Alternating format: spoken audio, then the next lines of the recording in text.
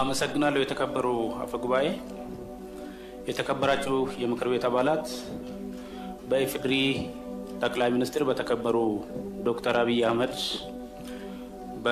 ለሚኒስትርነት የቀረቡትን እጩዎች ለማቅረብ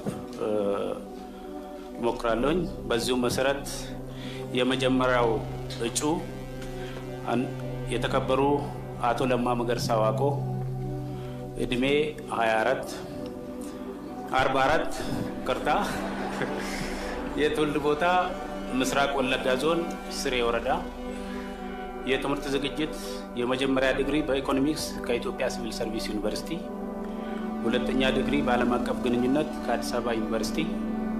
ሶስተኛ ዲግሪ በሰላምና ደህንነት ፒስ ኤንድ ሴኩሪቲ በአዲስ አበባ ዩኒቨርሲቲ ሲከታተሉ ቆይተው ባለባቸው የሥራ ኃላፊነት ምክንያት ያቋረጡ የሥራ ልምዳቸውን በሚመለከት በተለያዩ የአስተዳደር እርከን በመንግስትና በድርጅት ኃላፊነት ሰፊ ልምድ ያካበቱ የኦሮሚያ ፖሊስ ኮሚሽን ኮሚሽነር በመሆን ያገለገሉ የኦሮሚያ ጸጥታና አስተዳደር ቢሮ ኃላፊ በመሆን ያገለገሉ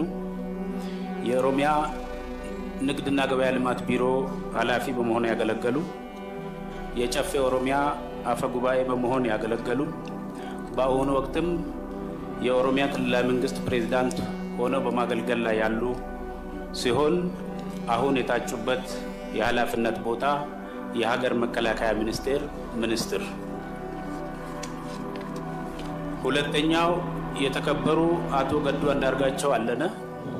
የትውልድ ቦታ ወሎ እድሜ 50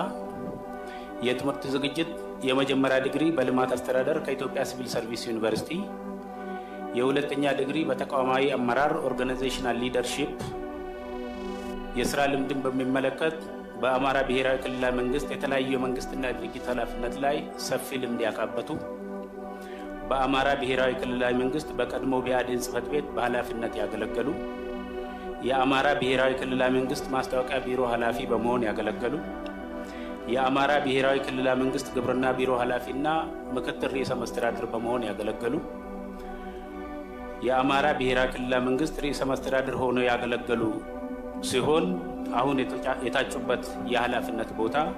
የውጭ ጉዳይ ሚኒስቴር ሚኒስትር። ሶስተኛ የተከበሩ ኢንጂነር አይሻ መሐመድ ሙሳ የትውልድ ቦታ አፋር የትምህርት ዝግጅት የመጀመሪያ ዲግሪ በሲቪል ኢንጂነሪንግ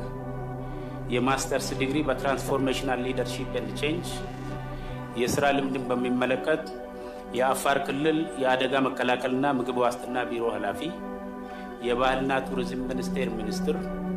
የኮንስትራክሽን ሚኒስቴር ሚኒስትር የሀገር መከላከያ ሚኒስትር ሆነው ያገለገሉ ያሉና በድርጅት የአፋር ብሔራዊ ዲሞክራሲያዊ ፓርቲ ሊቀመንበር ሆነው ያገለገሉ የሚገኙ አሁን የታጩበት የኃላፊነት ቦታ ካላቸው የምህንድስና ሙያ አቋያ ታይቶ የከተማ ልማትና ኮንስትራክሽን ሚኒስትር